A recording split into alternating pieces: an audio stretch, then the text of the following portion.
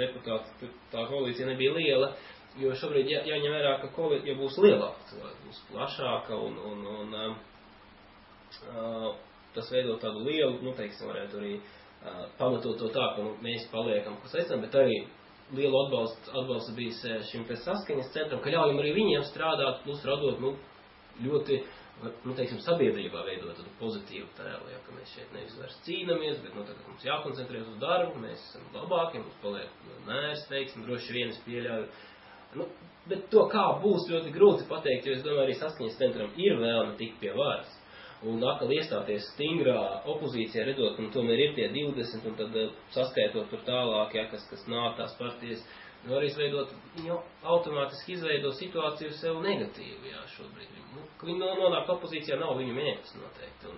un konstruktīvs tāds dialogs, es domāju, ir tas virziens, jo savukārt ap sevi veidot, teiksim, Tēvzeme un Brīvība, tur šī partija ir un tā, tur atkal es redzu, ka pretrunas, tur diez vai izveidosies koalīcijā. Drīzāk viņa ies uz Zaļo zemnieku savienības pusi.